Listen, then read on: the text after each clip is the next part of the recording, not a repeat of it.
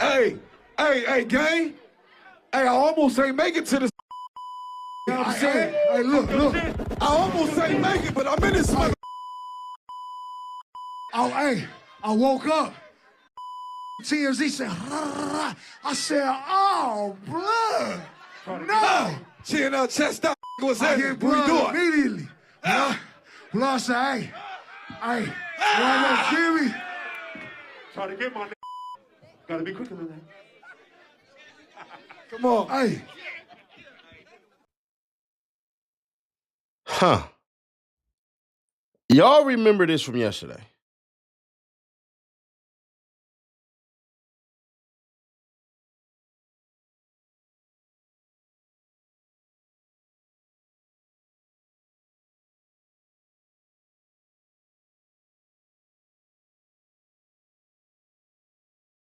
So, bruh, it's worse than we thought.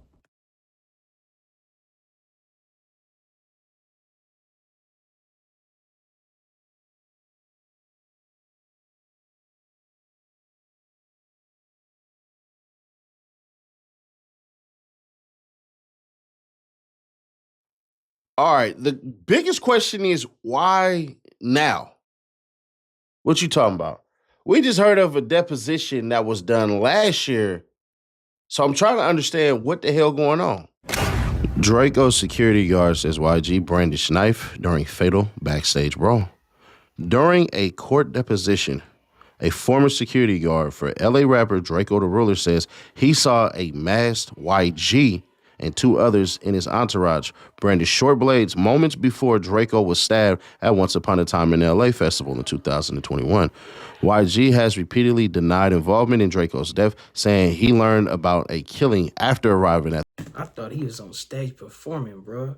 They say he was swinging knife, bruh. the festival. Law enforcement searched Burbank property this week and briefly detained YG as they continue to investigate the murder. A former security guard for Drakeo, the Ruler, testified under oath that he saw rapper YG produce a knife and slash it toward him during a 2021 backstage fight in which Drakeo was fatally stabbed, according to recently obtained deposition excerpts.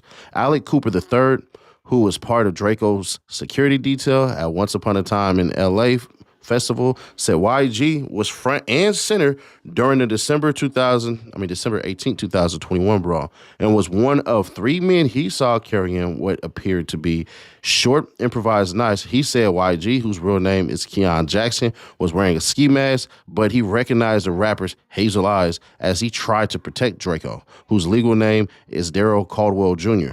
or Darrell Caldwell Jr. Representatives for YG did not immediately respond to requests for comment. The excerpts come Yeah, this the first time I heard this, bruh. This ain't bull. from Cooper's March 2025 deposition, which surfaced last month in a court filing by attorneys representing Drakeo's family in a civil lawsuit against festival organizers and security contractors. It adds more context to the fight after law enforcement investigating the killing searched the Burbank property and detained YG. In the process on Thursday, the California Highway Patrol, with help from Burbank Police Department SWAT team, briefly detained YG while fellow officers searched the property. He was released after the search and was not arrested. YG has repeatedly denied involvement in Drakeo's death. On his June 2026 song, We Know the Truth, he rejected allegations connecting him to the killing and said he learned after arriving to perform at the festival that someone had been stabbed. A CHP spokesperson said the agency cannot comment as this is an ongoing and open investigation. When asked if YG is a suspect or person of interest in the case, no one has been arrested in the ongoing murder case. You heard that, bruh? Sound like they arrived at the same time, bruh. Type shit. NBC Los Angeles reported that the warrant was served as part of the continuing homicide investigation. CHP told NBC that YG was present when officers arrived and was released when the search was completed. Drakeo's son and other relatives, along with Cooper, sued Live Nation C3 Presents, Bobby D Presents, and several security contractors in February 2022, alleging the companies involved in staging and securing the festival failed to protect Drakeo from a foreseeable attack. YG is not a defendant in the lawsuit, front and center. Cooper testified that Drakeo's group was confronted by at least 20 to 25 people backstage. When asked whether he recognized anyone in the opposing group, Cooper named only YG. He was directly involved in the fight? An attorney for Drakeo's family asked. Yeah, Cooper answered, front and center. Cooper said the attackers divided into groups and surrounded Drakeo's party near the artist's entrance. Some wore red clothing, ski masks, or hoodies, and Cooper said festival security person Think they gonna try to lump Ralphie in this shit, bro? Like, oh, he infidel with him and... Nah, bro. Said security guard, bro. Didn't say shit about Ralphie, bro. Don't even try it, bro. failed to intervene and instead closed two gates that could have provided an escape route. God damn. They actually closed the gates and trapped us in where we couldn't leave, Cooper testified, according to his accounts. One exit was blocked by security personnel while attackers swarmed the other side of the backstage area. Cooper said he initially struck one of the approaching men and momentarily lost his footing. He then found himself fighting YG and a man he described as YG's bodyguard, with Drakeo positioned a foot or two behind him and to his right. And then YG produced a knife from his left hand, Cooper testified, describing the weapon as appearing to emerge from Jackson's sleeve. And when I saw that, I just backed up. As the confrontation continued, Cooper said the attackers moved toward Drakeo and swarmed him. Police arrived almost simultaneously, according to Cooper, and began breaking up the fight. 3 men with knives. Cooper described the weapon he attributed to YG as a silver blade approximately 3 to 4 inches long. He said he did not see a handle and compared its appearance. 3 men with knives, bro. So they trying to say Frankie was one, Jizzle was the other. Somebody else anonymous, bro. They on shit. To an improvised provision shank. He was slashing at me with it, like getting me to back up, Cooper testified. He said he was not stabbed. Cooper said he saw 2 other men standing near YG with similar weapons. He described one man as being immediately beside YG and another as positioned behind and between them. Cooper said he concluded the men were armed after observing movements that differed from ordinary punching. Once I saw the stabbing, jabbing motion, Cooper testified, he tried to move away from those individuals. Cooper described one of the men as a bald black man, approximately 5'9" or 5'10" tall, with light brown or hazel eyes and a blue patterned crew neck shirt. He described the third as a similarly sized black man with dreadlocks, but said he could not remember the man's clothing. Cooper estimated YG is approximately 6'1" or 6'2" tall, which I'm gonna be honest, yeah, that's about right. Identifying YG behind the mask. Cooper acknowledged that the person he identified as YG was wearing a black, I don't know how to say this, balaclava. That's for rich people. I don't know shit about none of that. That exposed only the area around his eyes. He said the man also wore a black bomber-style jacket, black pants with red stripes, and shiny black shoes. Some stupid-ass hard bottles, huh?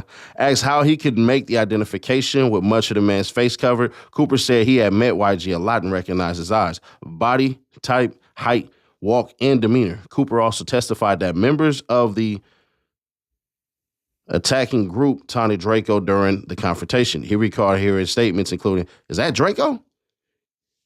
Is that who I think it is? What you want to do?" And now we finally got him. Cooper also reported hearing blood gang expressions, including "Sue Whoop" and "Sup, blood," and seeing individuals beating their chests earlier in the deposition. Cooper said he had previously intervened when the 2 rappers encountered each other outside a recording studio. According to Cooper, YG approached Drakeo and asked, Can security be infidel, bro? You infidel because you took an oath, right? When you break oath, you cheating. Infidelity, bro.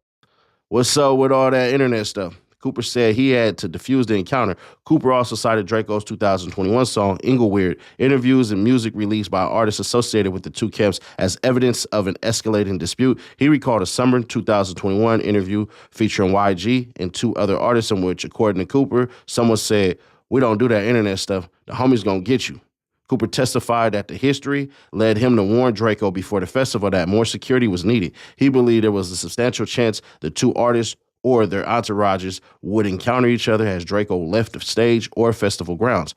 All parties will be back in court for the first of 2 hearings beginning August 13th, covering motions to dismiss the case brought by Bobby D Presents and Live Nation. Now, I'm going to do this as fair as I can because let's just be honest. We still don't know. Just because you saying you seen somebody through a damn shiesty, that don't really mean shit. You could say I've been around a person a bunch of times. Could be flat out lying on YG, bro. You know, I ain't saying he is. I'm just saying he could be, bro. And all of this and everything, and it may make sense in that moment, and it may be believable, and he may believe that he saw YG. The only thing is, and the only problem is going to be this piece of technology right here.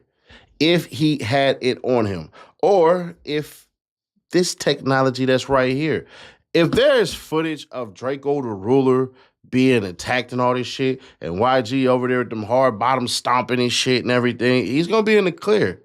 And it's going to destroy that man's testimony because it just seems like you're placing blame. It's just going to be fair, square, obvious, and honest.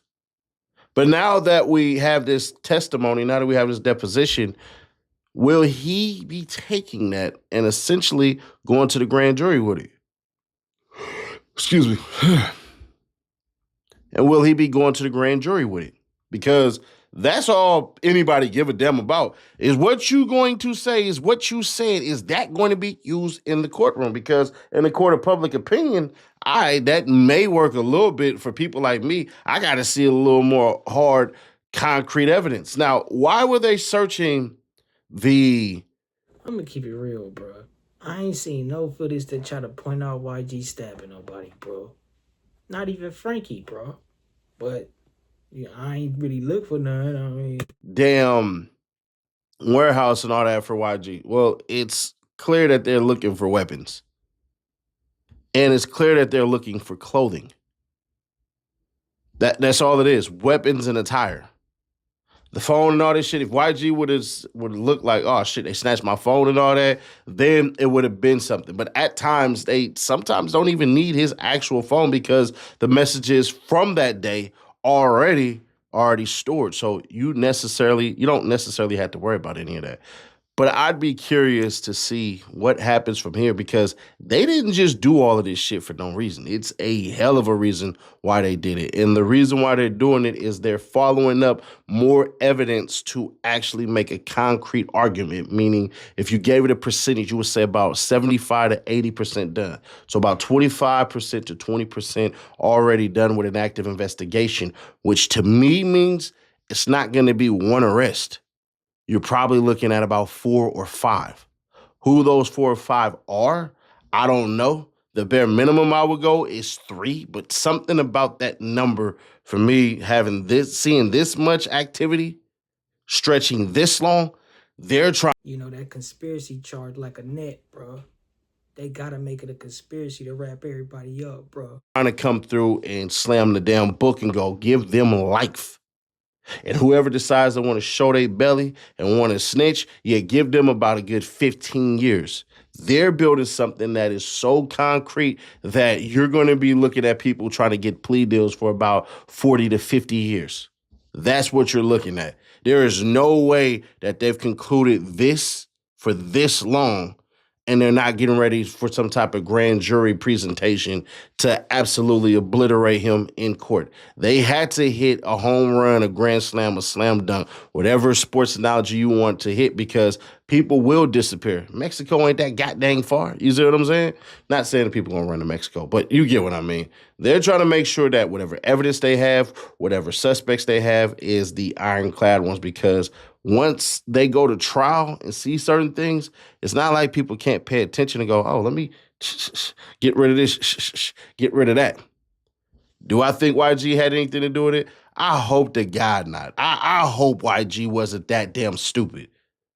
So, nah, I've been around YG. I ain't catch that vibe from him. But if he did do this shit, then it is what it is. Y'all can't do some gangster shit and not expect to have a gangster's lifestyle, meaning going to jail for the rest of your life or dying. That's what comes with it.